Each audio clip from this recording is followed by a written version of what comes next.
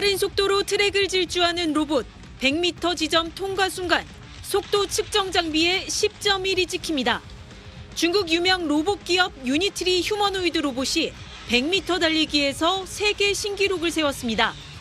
지난해 중국 로봇 텐궁이 세운 기록 21초 5를 가뿐히 갈아치웠고 우사인 볼트 세계 기록 9초 58과도 맞먹는 수치입니다.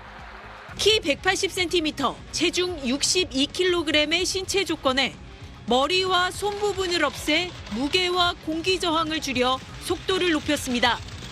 앞서 지난 2월 키 175cm, 체중 75kg, 중국 로봇 기업 미러미의 로봇도 100m를 10초대에 주파하며 비슷한 체격의 사람을 가볍게 이겼습니다. 다만 당시는 실내 운동기구 위에서 안전줄에 의지한 채 진행한 결과였습니다.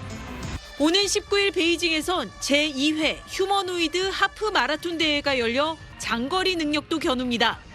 올해는 지난해 5배에 달하는 100여 개 팀이 참가하는데 이 중 40%는 사람의 원격 조정 없이 스스로 위치를 파악하고 또 경로를 결정해서 달리는 자동 항법 시스템으로 경기에 나섭니다.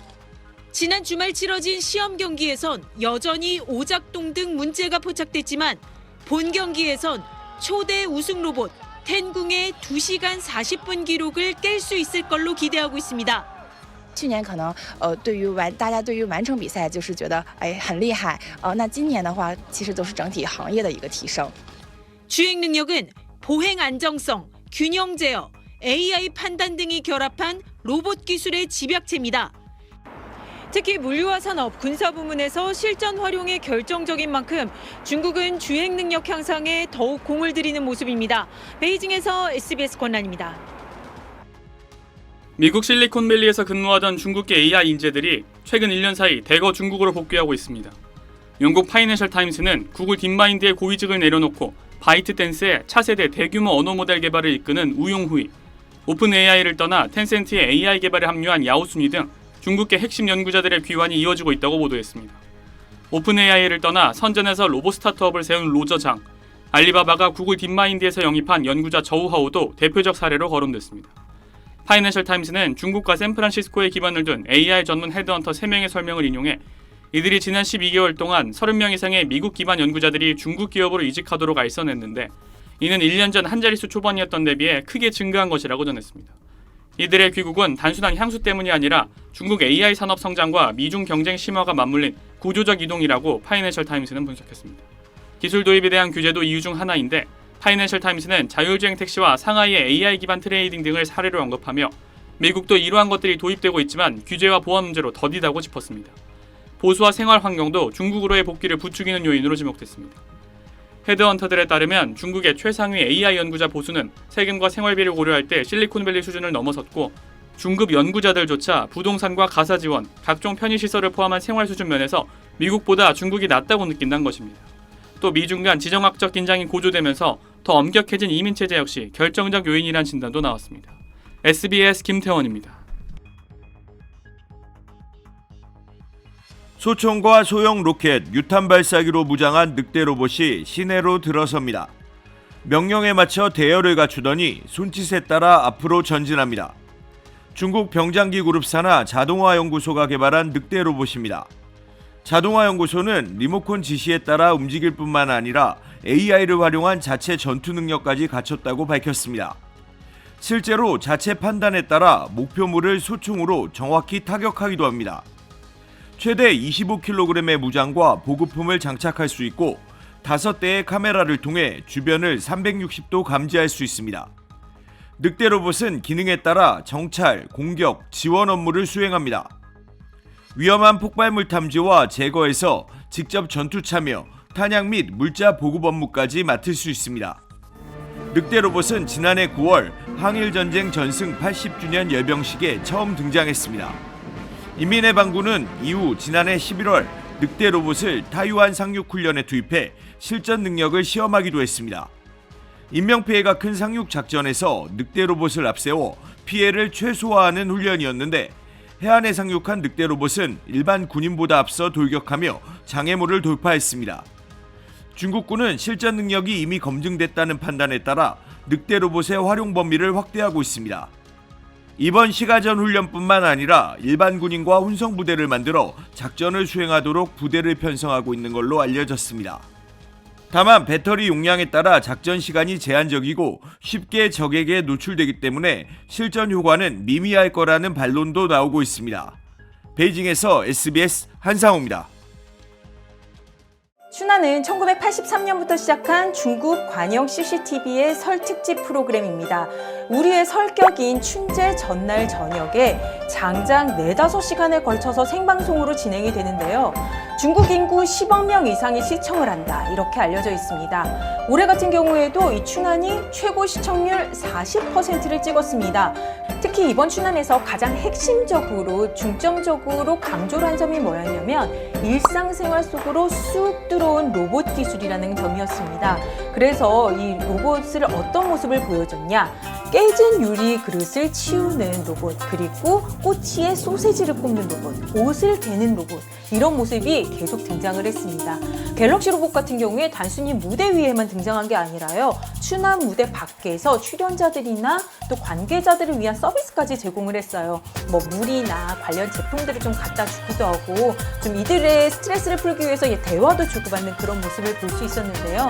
이 갤럭시 로봇이 가장 자랑을 하는 게 뭐냐면 휴머노이드 로봇의 외형, 그러니까 이 하드웨어 자체뿐만이 아니라 인간의 뇌에 해당하는 AI, 그러니까 AI 대형 언어 모델도 자체 기술로 장착을 했다, 이렇게 자랑을 하고 있습니다. 和传统的舞蹈机器人不同呢，它不依赖一套提前录制好的舞蹈动作，也不需要遥控器。银河通用机器人搭载了我们自研的具身大模型银河星脑，它呢能够让我们机器人看得懂环境，听得懂人类的指令，自主干好活。 이 갤봇 같은 경우에는 실제로 베이징 도심 곳곳에 로봇 편의점을 세워서요, 그곳에서 로봇 점원으로 일을 하기도 하는데요. 커피를 제조해서 갖다 준다거나 사람이 주문을 하면 음료를 갖다 주는 이런 간단한 서비스들을 제공을 하고 있고요. 1시간 충전이면 24시간 내내 일을 할 수가 있다는 그런 효율성도 강조를 하고 있습니다. 이번 춘한 방송 이후에 이른바 춘한 효과라는 게 나타났습니다. 춘한 생방송이 시작된 이후 2시간 동안 온라인 쇼핑몰이죠, 찡동에서 로봇을 검색하는 건수가 약 300%, 그러니까 4배 정도 늘어났다고 합니다. 실제로 로봇 주문량도 150% 급증했다고 하는데요. 온라인 쇼핑몰 찡동에서는 유니트리 로봇을 판매를 하고 있어요. 이 중국 내 가격은 한 85,000위안, 우리 돈으로 따지면 2천만 원도 안 되는 그런 돈에 판매를 하고 있는데요. 지금 주문을 하면은 다음 달이나 돼야 이 로봇을 받아볼 정도로 주문이 밀리고 있다고 합니다. 그리고 손주 로봇 노에틱스의 제품이죠. 이 제품은 상당히 가성비 갑 제품으로 꼽히고 있습니다. 이 휴머노이드 로봇인데도 불구하고서 10,000위안, 그러니까 우리 돈으로 200만 원도 되지 않는 돈의 가격이 책정이 되어 있습니다. 이 로봇 같은 경우에는 주문량이 폭주를 했대요. 그래서 지금 주문을 하면은 4월, 2달이 지나야만 받을 수 있다고 합니다. 춘하는 이 생방송으로 진행된다고 하지 않았습니까? 그래서 제로 톨러런스, 단 한 차례의 실수도 용납하지 않는다고 합니다. 그런데 로봇 같은 경우에는 장시간의 리허설 뿐만이 아니라 장시간의 대기, 그리고 뭐 균형 감각, 관절의 움직임, 부품 하나의 그런 고장까지 용납을 할 수가 없습니다. 그리고 이 4-5시간의 생방송 동안 쓰러지거나 뭐 서로 동작이 어긋나는 이런 실수가 용납되지 않는 거잖아요. 그런데 이런 장시간의 모든 기다림과 대기 시간과 또 생방송 내내 뭐 4개 업체의 수십 대의 로봇이 한 차례의 실수도 없었다, 이런 점을 중국에서는 굉장히 높게 평가를 하고 있습니다. 하지만 일각에서는 짧은 시간 안에 그냥 이런 기술을 집약해서 보여주려고 그냥 딱 그 시간만 집중한 게 아니냐, 이런 뭐 지적도 나오고 있습니다. 특히 뭐 고난도 제비돌기라든지 무술 같은 거는 사실 산업용이나 가정용에서는 전혀 필요 없는 기술 아니냐, 이런 지적도 있고요. 그리고 유니트리가 가장 자랑한 기술이 있잖아요. 이렇게 빠른 시간 안에 많은 로봇들이 같은 동작을 하면서 대형 전환을 하는 이런 기술이요. 이런 기술 같은 경우에도 이 무대라는 특수한 조건 하에서 이미 짜여진 프로그램대로, 학습한 대로 로봇들이 구현을 해놓은 거 아니냐. 실제로 굉장히 통제되지는 않은 환경, 그리고 현실 세계에 들어오면은 로봇들이 이런 기술을 똑같이 구현해낼 수 있느냐, 이건 또 다른 얘기가 아니냐, 이런 의문도 나오고 있습니다. 특히 이번 춘합 무대에 각각의 업체들이 투자한 돈이 1억 위안이라고 해요. 그러니까 우리 돈으로 따지자면 200억인 거죠. 이 200억씩 각 4개 업체가 800억을 쏟아부은 무대잖아요. 이 4-5시간의 쇼를 위해서 정말 많은 돈을 쏟아부은 약간 낭비가 아니었냐, 이런 지적도 쏟아지고 있습니다.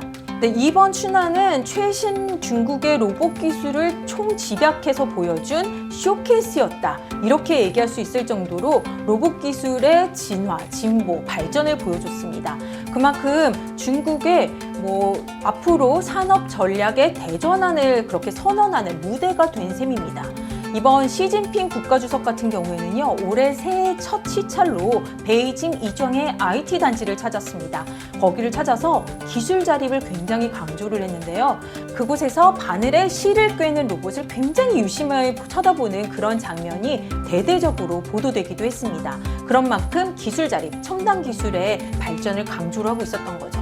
올해는 이 첨단 기술 발전과 기술 자립을 목표로 한 중국의 15차 5개년 계획에 실행을 하는 첫 해입니다.